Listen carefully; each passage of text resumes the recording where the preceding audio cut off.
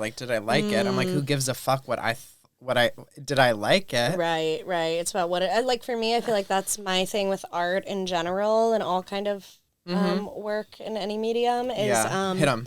What did it remind me of in my life? If I'm Yeah, not what did it thinking evoke? of myself, what did it evoke? If I'm not thinking of myself in a story in a time I experienced a feeling that was portrayed in that kind of song, show, movie, painting, whatever, like I'm like if I'm not having a visceral memory, it wasn't it wasn't evocative.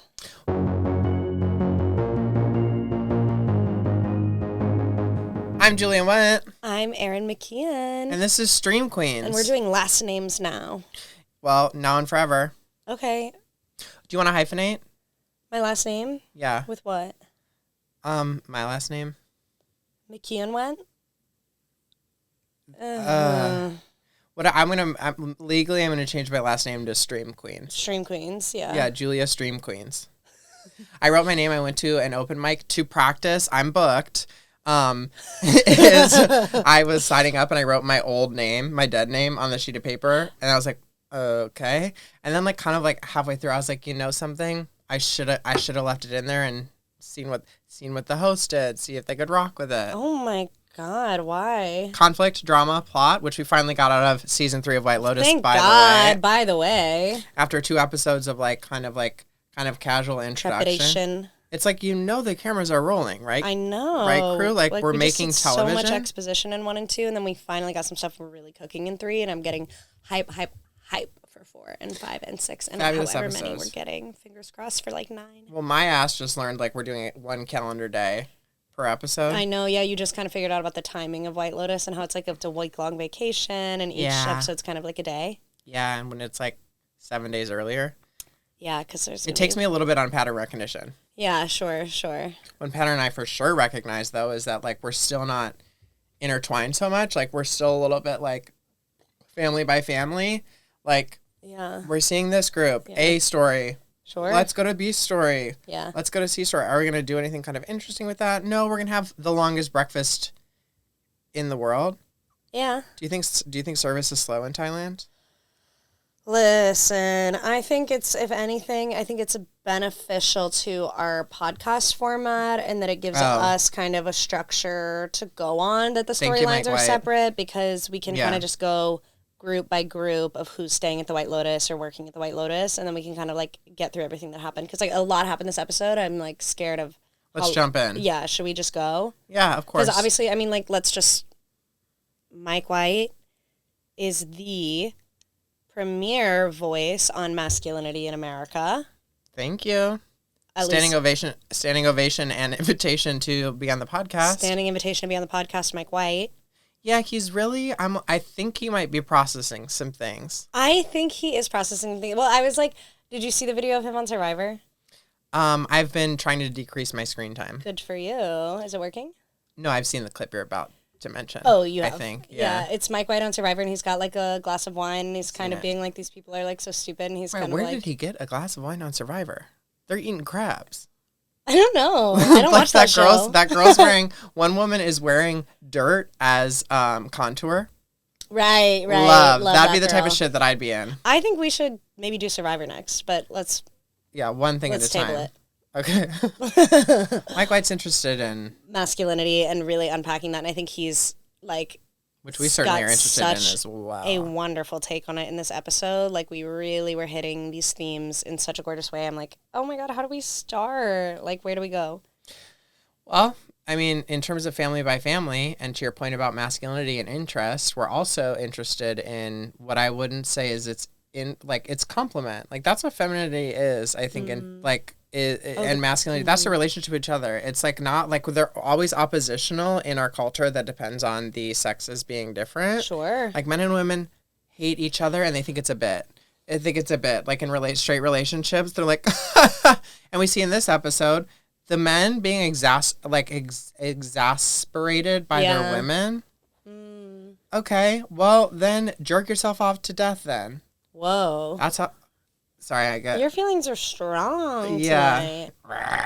Oh God.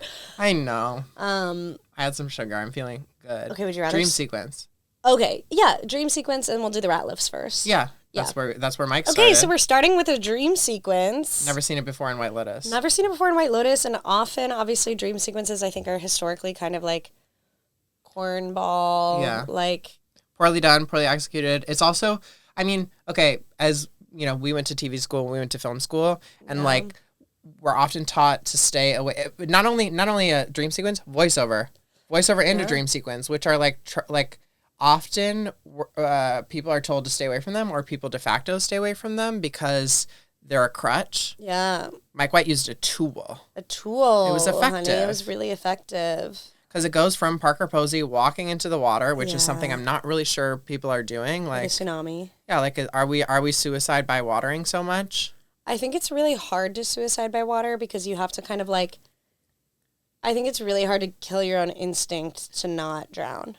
Kill your own instinct is a perfect way to approach what we're grappling with in this episode, right? Yeah. Like when we come out of it, we see Parker watching. She's in the middle of the bed, by the way. Mm-hmm. Dad's not sleeping in the bed. And in fact, he's out on the terrace on the phone. Not sleeping in the bed. Timothy, like, take one of my medicine. No, she does sleep in the middle of the bed. Yeah, because she's sleeping alone. Because he's on the phone.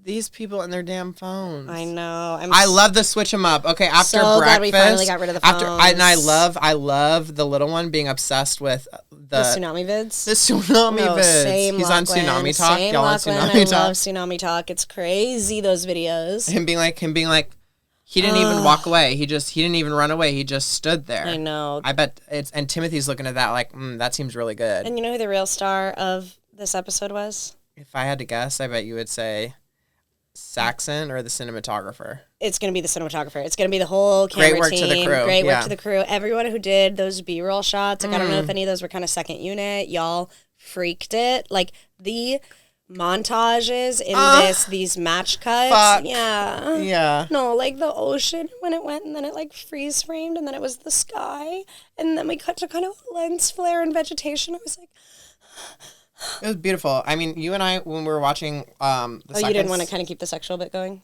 I'm going to cut it for me personally. Oh, I thought we'd kind of like go for a little bit on that riff. So you want to come.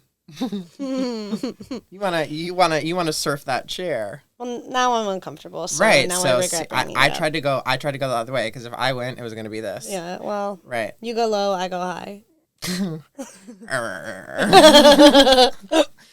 Get off my leg, Julia. What? That's me if I was a dog and Parker Posey was like, stop humping my leg. Thought I'd try and get that in there. I liked it. Okay, so the rat lifts this week. We're being Funny crazy. So we start off where like the episode is about dreams, of course. That's like in the title. Mm-hmm. And we go to the breakfast and immediately she's like, oh, Mom, I can interpret your dreams for you. Hilarious. Which is so cute. And then Saxon says this awesome line where he's like he's talking about dreams don't mean anything. And he's like, yeah, everybody's scared of fire and snakes. So we all dream about fire and snakes. And I'm like, fire and snakes are obviously going to be huge for us this episode. Mike White is at once doing like the thing that you're absolutely supposed to do, which is like the economy of, because last week I was like, maybe let's try editing Mike White, but like the economy or importance of every line should be important to the next piece of dialogue, to the next thing we see, to the next plot. And that was a perfect example of like the Ratlifts came out firing. They were doing good work. They really were. The Ratlifts really showed up this episode, especially Daddy Malfoy. Okay, in the yellow, in the gold. Yeah, My mom was always like, do not trust a man in gold. Really? I think she said pinky ring, but a gold pinky ring because I was trying to buy a pinky ring. Oh. Just not trustworthy. Yeah, okay, interest. Well, I learned masculinity and femininity in a very bizarre way, which, as you pointed out, Mike White is supremely interested in. Yeah. And I'm very, like, in the Willy Loman of, like, if there's a man, what he's going to do is he's going to fucking fall down. Yeah, you do feel that way. Yeah. Yeah. It makes me really combative. I know, but you also, like, you have this position, all love, where you're like, I see men for the failures that they are, and I'm soft on them. I like them. Yeah. Hilarious. Yeah, that is my position. Yeah. That's because I'm a very generous person. You're a very generous person. I'm a very generous person, and I just, like, I think we don't, I'm going to say it. I don't think we do enough to support men. I don't think we do enough to... Connie Britton, season 1, looking Sorry. I think we don't do enough to help it's really them. Hard for them right now. It's really hard for them right now. They're having a really hard time, okay? They're in the middle of an identity crisis. Also, what this whole season is going to be about is identity and releasing it and letting go of your phone, letting go of work. That's obviously what's going on here with Timothy. Like, let's talk about that fucking scene. Timothy finally giving up the phones is so crazy, frantic, and juicy. And again, the cinematographers, like what they're doing with Timothy and like his shots, like where it's all blurry behind him. Like, I'm so claustrophobic. The depth of field goes nuts. Oh, it's crazy. And he's so stressed, and I'm stressed out right with him. Like, that's such effective kind of like storytelling, and then that's cinematography. Honey, that's cinematography. Honey. Like, and Timothy is giving us this performance today. Like, truly, like, I'm so stressed out watching him, and I'm seeing him flail. It's prestige. And I see the thing, too, where, grasping. In the way that last week I was saying that they really couldn't see Parker Posey as, like, a mom. They couldn't see her problem. Like, it's crazy to me also that the kids in Parker, they seem not to be able to see him flailing. Like, they think, like, I'm proud of you, honey, for giving up the phones. I'm like, honey, how do y'all not recognize a man, like, under duress? You know what I mean? Like, that man is so stressed out. Oh, and the switch him up? And he's freaking out. No, anxiety central. Yes, and they can't, like, see it. He needs to calm his ass down. Yeah. Hilarious. And then he does this, like, heartbreaking scene when Saxon's like, wait, I kind of want my phone because I know I'm not that important at work, but maybe somebody's going to call. And actually, Terry texted me. And, you know, like, maybe we should give him a call. Terry texted me. Yeah. Like, and then, it's a really fucking good scene. It's a good scene when he goes outside and then he takes his son outside and he's like, Saxon, like, in that moment, it's so heartbreaking because you could see it as kind of a moment of vulnerability or like that they were having some kind of real moment, but that's not what it is. It's a very manipulative scene. It's Timothy, like, fully looking out for number one, looking out for himself. In that moment, what does he want? To buy time. How can he think of a way to buy time without the phones? And he's looking at his son, and he can immediately pinpoint, what does he need from me? He needs validation. So he gives his son, I'm so impressed by you, and you're going to have such a great career. And that means so much to Saxon, and it's not even true. This man is just flailing. Well, and, I mean, you talk about, like, we don't set our sons up for success. It's because they're raised by fucking dads and men, and like Parker too, but like his only thing is work. And it's so funny that, like, to me, grooming, like, used to be like kings groomed their successors. Sure. You know what I'm saying? And like what that is like a mental manipulation for a position, and that's like what he has done to Saxon. And like that being part of Saxon's, like, how are you going to make it through life if you're this big of a mark? Right. You're just going to follow him? I know. Saxon really is our new Albie in terms of being a huge fucking mark. Like, I'm like, babe, you're going to get gobbled up out there. Including by, like, kind of following the rat lifts through everything after they get out their phones. And he's like, what am I going to do without my porn? I'm like, I'm sure you'll find something to do, honey. Well, yeah, he's going to go with Miss French Canadian Girl on the fucking boat and get his whole family wrapped up in some big fucking thing because he's a huge mark. And she, at that pool, hands behind her head, like she's going to get her pussy sucked. When she says, I heard you're douche. Dialogue on everything. Now, she was in her masculine energy. Thank you. She was. Hello. She came out today. She's incredible. She knows what she wants and how to get it. And she's got so much hair. Oh, my God. Beautiful hair. Beautiful hair. Beautiful rib cage. You got it. I mean, one of my favorite accessories. I know, mine too. Hey, we also, like, this would be a great time to mention that we are on YouTube. We are in the Spotify video if you want to see our rib cage. Yeah, or the fact that we've decided to do our whole White Lotus part of Stream Queens wearing bikinis. Then you're only getting half the story. Then you're only getting half the story if you don't know about the fact that I'm wearing a bikini.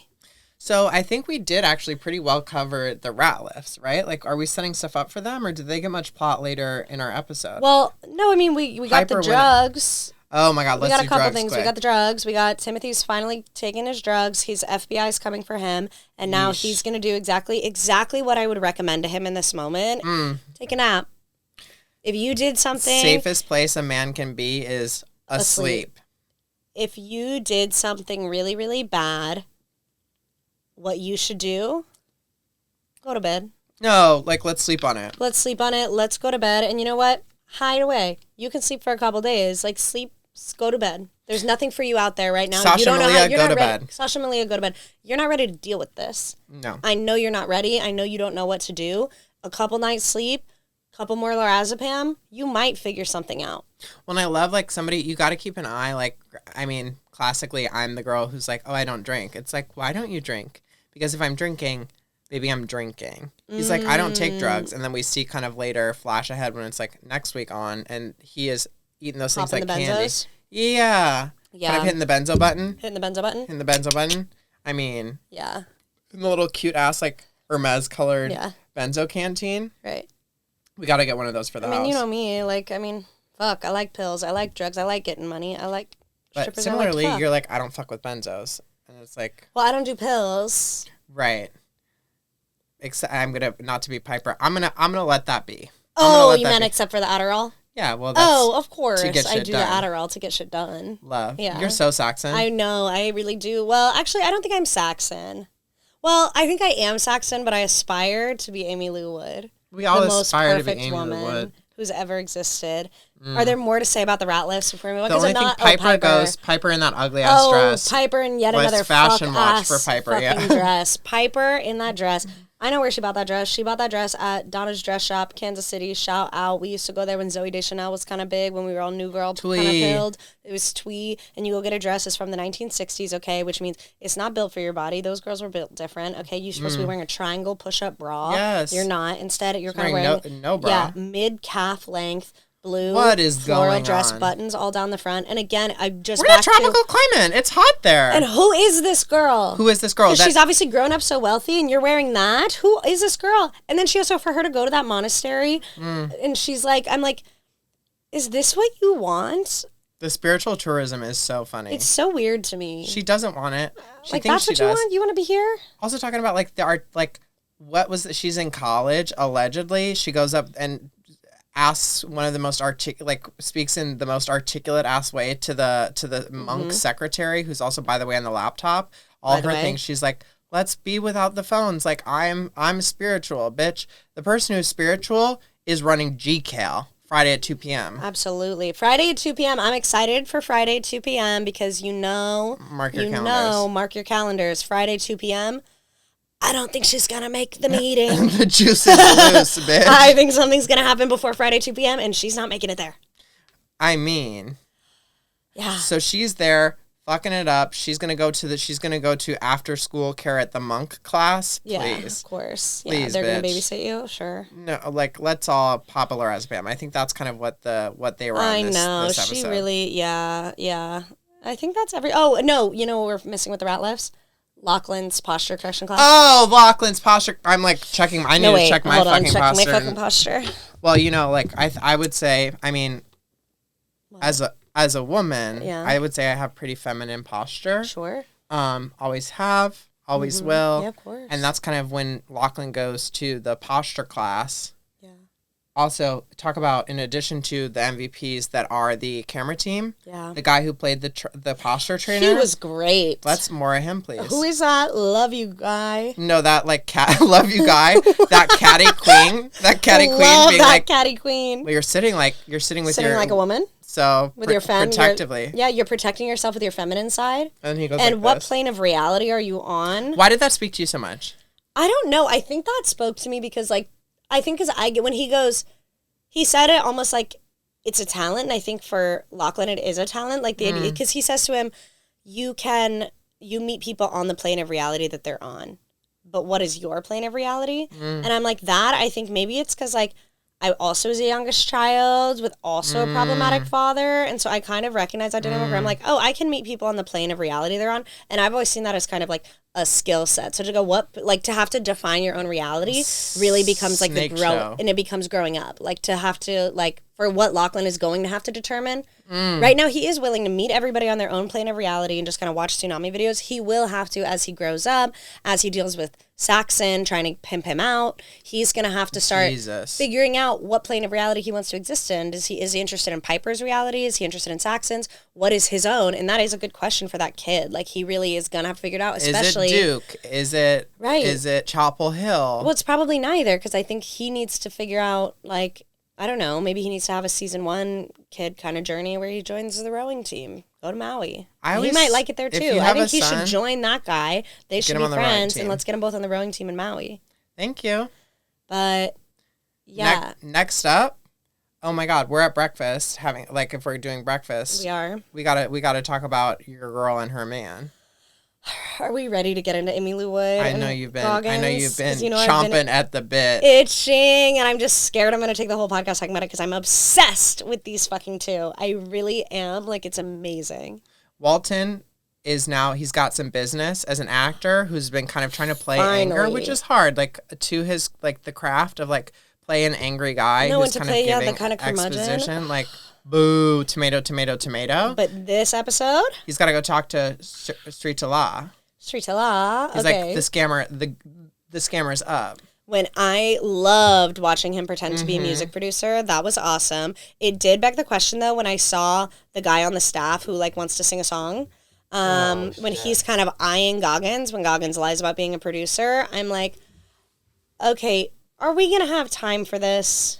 Oh, about the little curly haired I don't think I have time for his dreams. No, nobody does. Sritala Walton doesn't. I mean, so next. We don't have time for her or for him. No, but again, we'll talk about a mix of masc and femme energy. I mean, what do you think he's giving? I'm wondering. Bad femininity. That's the thing. When your little friend Amy, kind of doing some active, good femininity, and he's kind of doing the supplicative, trying to endear to somebody who Sritala's got that dog in her, that masculine kind of dog in her. Yeah. That woof woof. Woof woof. And he's like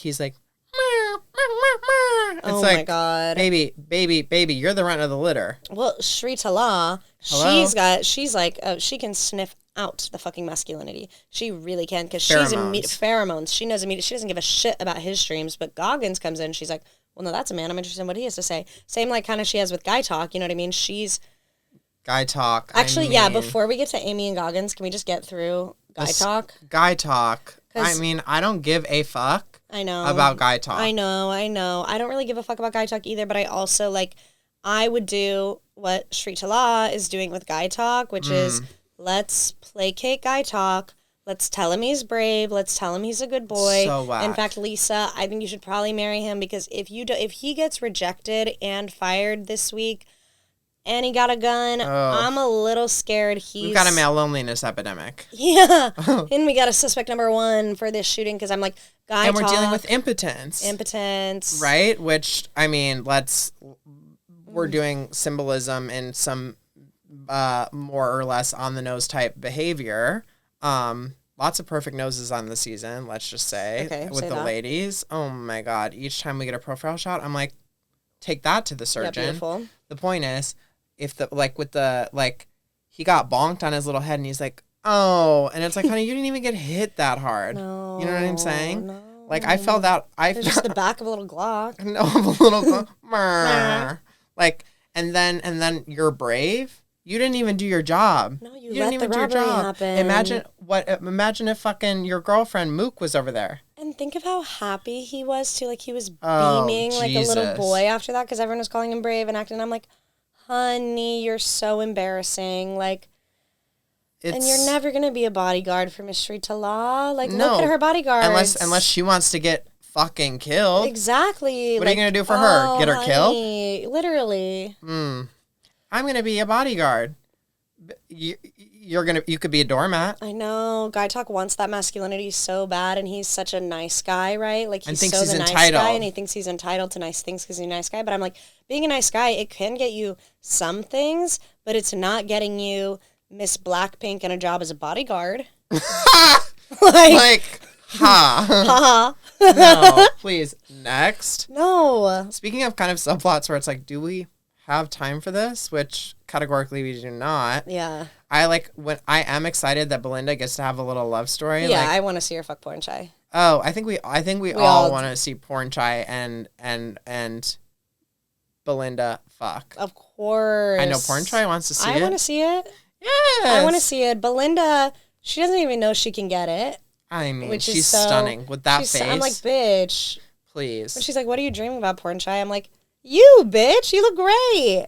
Well, okay, and let's have a conversation about Miss Natasha Rothwell in that role real quick. Is like you and I last episode of our pod were kind of clowning on her, like, and what so bad happened to you that you had a tough year? Oh, I feel bad about this. And then she's at dinner being like, kind of like swishing her little wine glass, being like, well, my year was really bad. Like, my friend died. Yeah. In a freak accident. And I was like, oh, I forgot you were friends with Armand. Because we were like clowning her. We were being like, Jennifer Coolidge didn't buy you a spa and now you've had a bad year. Like, and it's like she was never going to buy you a spa. But your friend did die. I forgot about that, babe. Yeah. Stabbed in the fucking heart. Yeah. Yeah. Which, I mean, what an iconic death, though. Iconic death. And then Belinda really, like, she was giving us... Yeah, she's walking this fine line between naivete and bravery because, like, it's the naivete that we experience when I'm like, it's like she can't tell porn ties into her when I'm like, okay, that's weird. Like, I don't know why you don't know that he's into you, but okay. But then she's like, and then I'm like, oh, she's being really ballsy, kind of going up to Gary Gregg like that. But then it's like, is it brave or is it naivete? Does she not realize that she's putting herself in danger? And maybe not because she hasn't Googled it yet. We saw in the trailer for next week, she's going to start Googling. Let Belinda not get on Google.com. But also, like, you know what? Like, say her name, Tanya McQuad. Say her name. No, Tanya. Like, do you were know with my friend Tanya. Do you know Tanya? Weren't you married to Tanya McQuad? I'm asking. I'm asking. And, like, also, Gary, Greg, you're going to fucking get it. His cough seems to be way better. Oh. From season 1? Yeah, I'm like, I haven't heard him cough once. Oh, that's true. Oh, you on a Buterol, baby? You're on a steroid inhaler? Mm-hmm. Or are you a fucking lying piece of shit? And why is he going to get his? You know why he's going to get his? Because Jennifer Coolidge delivered a beautiful speech to Mike White at the Emmys, or was it the Golden Globes? It's whatever award she won last year, and she gave this awesome speech about how Mike White kind of plucked her out of obscurity and how her neighbors didn't even invite her to parties, and now everybody invites her everywhere. That's because nasty. Mike White changed her fucking life. And I'm like, as soon as I saw that, Mike White's crying in the audience because she's like, he's a good person. He gets red, yeah. He was crying. It was all red. And then she's like, just thanking him and talking about what an amazing guy he is. And I was like, he is absolutely going for Gary Gregg's ass. I was like, he's not justice for Jennifer Coolidge as Tanya McQuad. Like, I knew he was not going to let that just fucking lie. Like, we weren't going to let him get away with it. Not after that speech. No. And, I mean, kind of playing at this because we're addressing that Belinda goes up to the table, which a lot of people confronting people at the table. Let's let people get through a meal. Unless you're the TikToker who's gonna go sing people, let's let people get through a fucking meal. Sure. And he's not even doing a full verse. He's doing a couple lines. He goes, yes, period. You know what I'm saying? Like, we're gonna go up and be like, I know you. We all know you. And guess what? Where's my friend? I'm wondering where's my friend. I'm going to sit back down, but we did get some foreshadowing earlier when the Quebecian girl from French Canada is like talking before she like is, you know, get like flirting with Saxon. But when she's talking about Gary's ex-wife, who's a real mental patient, hilarious, who did what Parker Posey's dream sequence was, and allegedly walked into the water and never came back. Which again, I gotta ask again. I don't think people are doing that. No. And they were like, and all she found was the leg. I'm like, no, Megan Fahey bumped into her whole ass body. I remember her whole body. In a beautiful, in the black. Yeah. She like was dressed in funeral. We miss you, Megan. Standing invitation to come on the pod, Megan Fahey. Love. And bring your little friend.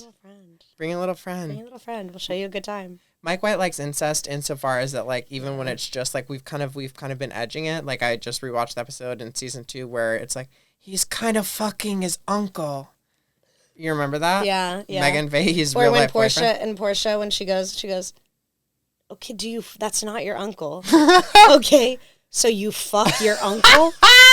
And he's like, you really shouldn't have said that. He like turns on a dime. It's so crazy. Crazy. And also the Albie and Albie's dad both fucking the same hooker. Yeah. Love. No, I love a father-son fucking the same hooker. Well, and let's get into that because, right, that's what we're talking about in this episode. Masculinity. We're passing it down. Father to son, brother to brother. We got Saxon pimping out his brother. Ugh. We got Timothy making some giant mistakes. And, like, then we got Goggins. You want to do Goggins? Or I think this is actually could be a really perfect way. You talk about the excitement that you have for Goggins. Once we get to Goggins and Amy Lou Teeth You're going to have to hold me back. I want to talk about Goggins and Amy. And, like, I think what set them up nicely is actually, like, or what we could set up nicely is that dinner between the three women. Let's get there, kind of talk about their ideas of religion. Yeah. And then we can kind of trace how that Okay, but we can't talk about their dinner without talking about their breakfast. Then let's talk about breakfast. Yeah, it sounds like we had stupid bitch for breakfast. Oh, a full plate. Full fucking plate. Gorged on stupid bitch snacks. Gorging out on stupid bitch snacks. Because they're like, I mean, that guy, that Russian guy, what do you mean he was in shipping? Like, is that supposed to be anything? Like, what'd you do before? When they were like, so did you move here before the war? And I was like, did Mike White canonically invent a war in Thailand? Was there a war I missed? And then they were talking about when Russia invaded Ukraine. Then you remembered. I'll say it. Yeah. The president won't. Trunt. Which watch this space. Watch this space. We're about to get a Trunt, but that's not till dinner. Because at breakfast first, we got to deal with Miss Actress being Love her. Sunglasses. My least favorite kind of person. So my funny. friends who've done this to me, you know who you are. Mm. It wasn't you. You're haven't on actually notice. done. You're on notice for doing this. And by that, I mean check your calendar. Aaron's going to take you to dinner next week. Friday, 2 p.m. Friday, 2 p.m. But what's your least favorite thing, baby? It's when a girl starts flirting with a man and then goes, you should have a fling with him. You're the only single girl here. You should do that. And then, like, it's like parading around to someone who's like, look, I mean, I could have him, of course. Yeah. But why don't you have him? I'll throw you a bone.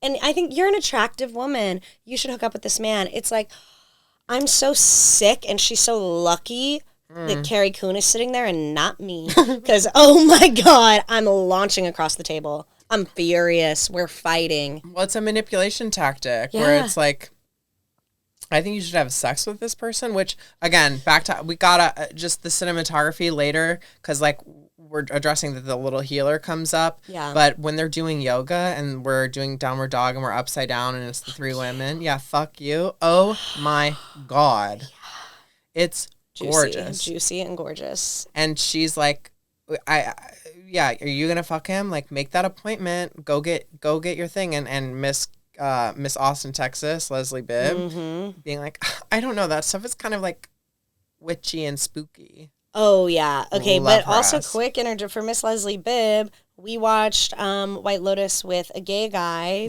Last night. Classically trained gay guy. Like, they don't make him like this anymore. No, like fully like a gay guy. Yeah. And that was cool because I didn't know, and again, I don't know if he's representative of all the gay guy community, but he was loving Leslie Bibb down. He was lit up when her face was on the screen. I think she's the gay guy stand-in. I didn't know. Like, it's so funny because she is being hilarious, but like I've been paying way more attention to Jacqueline and Carrie Coon, and to watch gay guy react to Leslie Bibb like that, I was like, oh. Every time she's smiling, he's like rustling in the seat. He's like lit up. I loved it. It's amazing. Yeah, and okay, so energy healer, and then we go to dinner, right? That's all we get of the girls. Yeah, I think so. Because Carrie Coon's got her energy scene, but nothing. That's kind of just a montage. Do we even give a fuck? Like, was there anything? Do we have time for this? No. Oh my God, I love her being like, I haven't been not at dinner. I haven't been not touched by a man in some time. It's like, okay.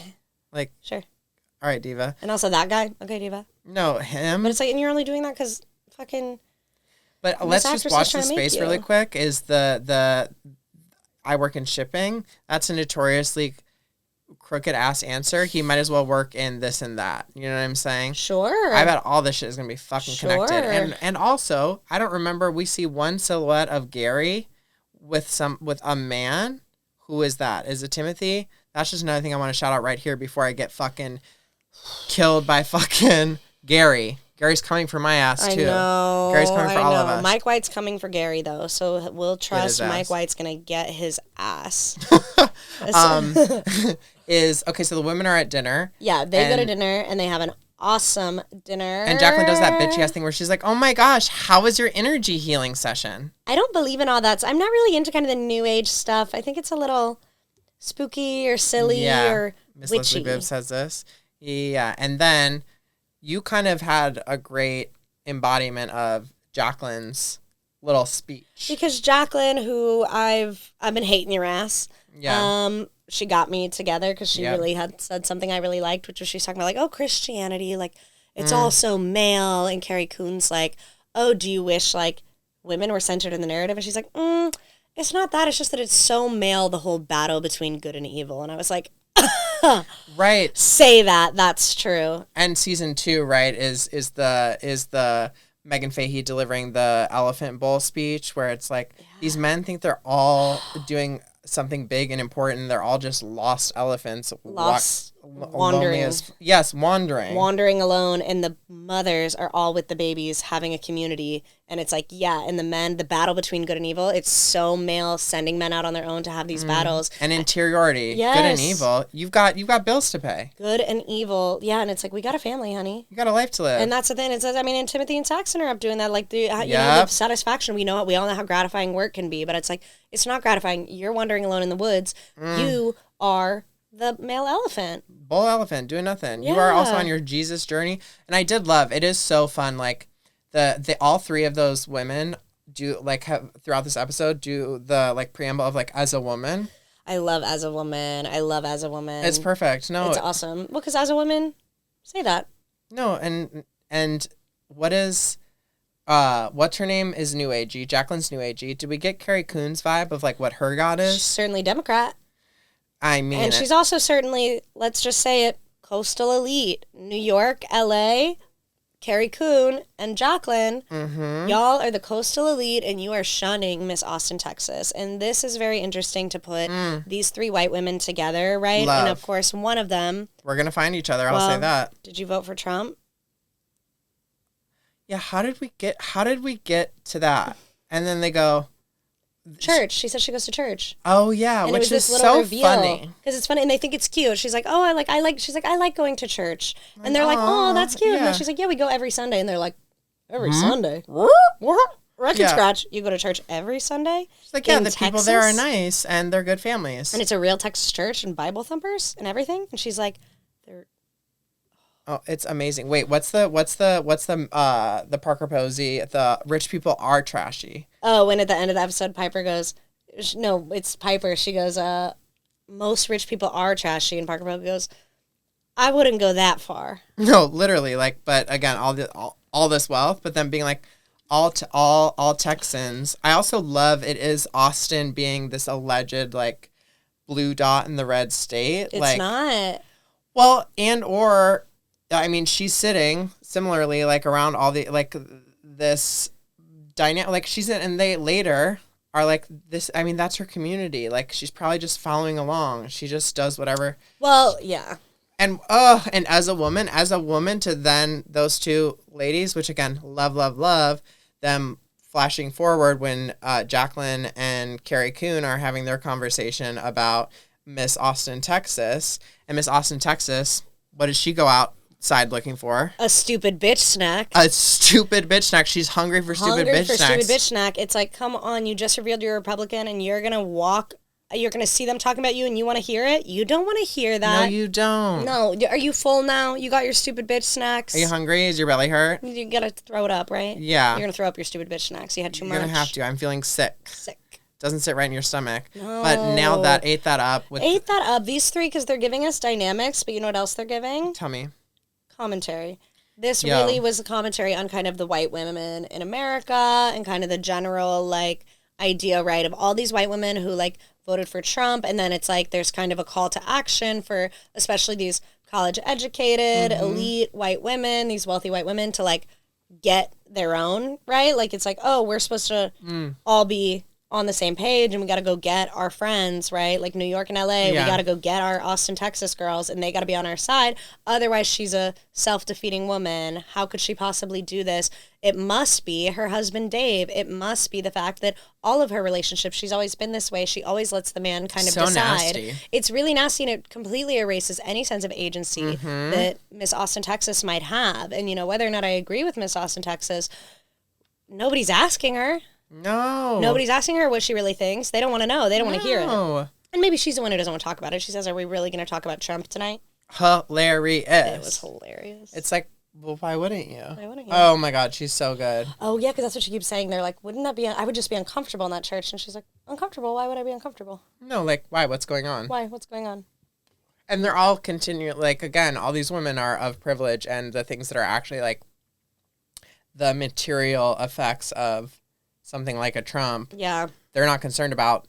They're at the White Lotus, Thailand. Of course. Talking to their little friend. Yeah, absolutely. Like, what do y'all? Yeah, but also alienating your little friend because it's like, yeah, you wonder why that girl is voting for Trump or why she doesn't trust y'all. Y'all are backstabbers and liars, and also you don't believe in her. You don't see her. You think she could. You don't give her agency, and Trump is all about fascism. Empowering women. Well, Trump is for women. Trump is for women. But Trump is fascist, and fascism is like to women appealing because it's a way to have power is through identifying with the fascists. Yes. That's interesting. Yeah. And so, like y'all all want power. Right. Easy. Right. Easy, chill. Well, and who has the power, right? Because I'm like, what is power? What do you identify with?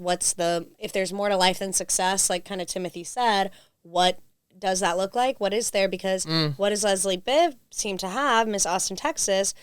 She seems to have a pretty successful family dynamic, and she goes to church, and she's in this thing.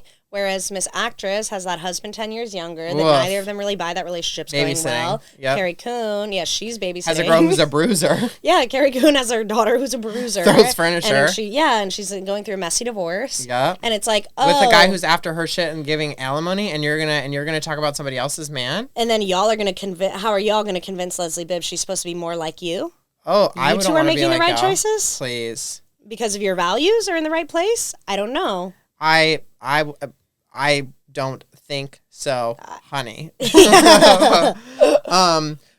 And I think that the reason I suggested we jump with them was to kind of set up the dynamics that they're addressing with masculinity and femininity, and the way that they really embody the feminine. And we've seen some masculinity embodied in the other families. Yeah. Your friends Walton and Amy Lou Teeth Woods, it's time, baby, are doing that, are showing the energies in togetherness. I love these two. Love these two. They're giving me Adam and Eve. They're giving me like the original, like I'm like, this is the man and the woman. She is being, Amy Lou Wood is embodying the most perfect woman to have ever existed. She's embodying everything that femininity when put in conversation with masculinity is meant to be, is supposed to be. She's like, okay.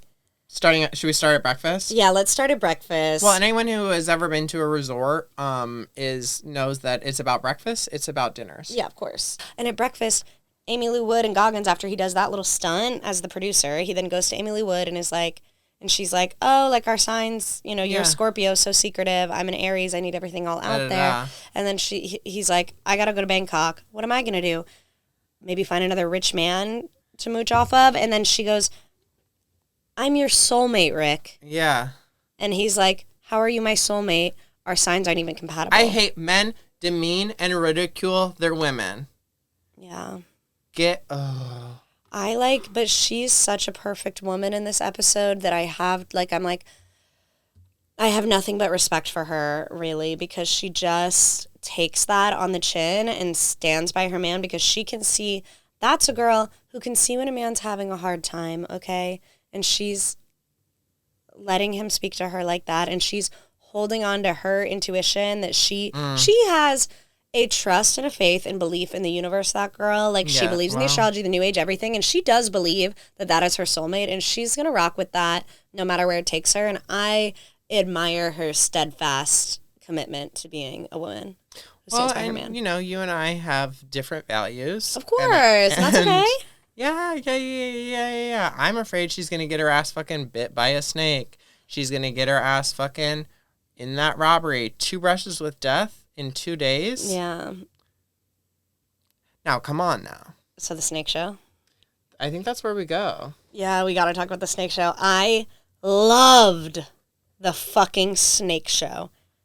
I loved it. How fucking I've never been to Thailand, but I just know it's like how gross it is, and the people in the audience like kind of eating those chips, and like the guy who's doing the presenting of the snake show. Oh my and God. how he goes like he's doing it so kind of lax, like he really and he goes, "Don't try that at home." He's perfection, which even in his tone, like that's that shit that makes the tourists cackle. Like they're cackling.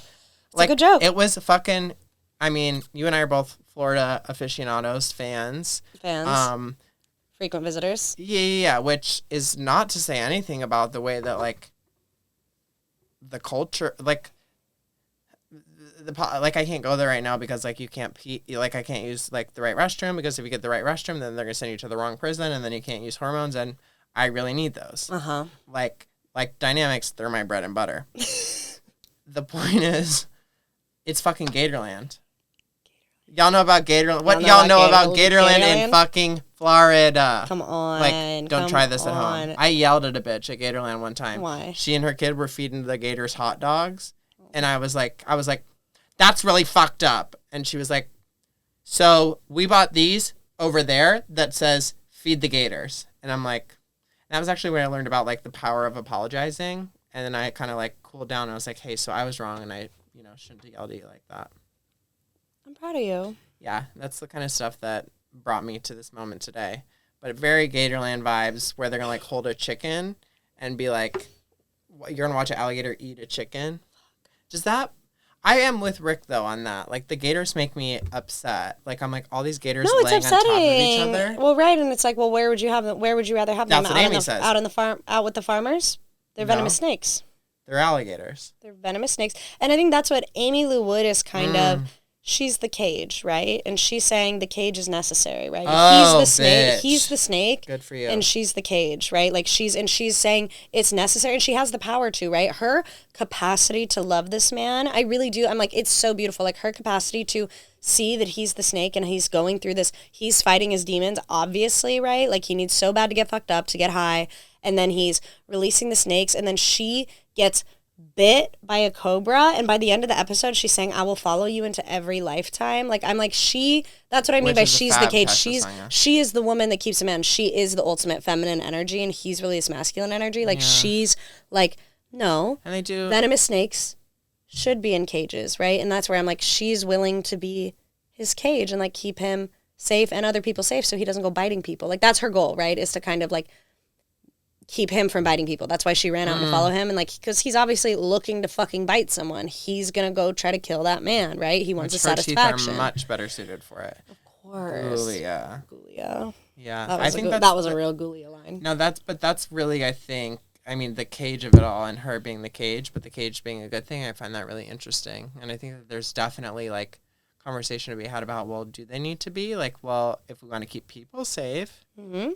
And he's like, well... And his whole thing is like, well, it doesn't really matter. And that's some men bullshit. His thing wasn't that it doesn't really matter. He said, even if something's evil, caging it up is just going to make it more evil.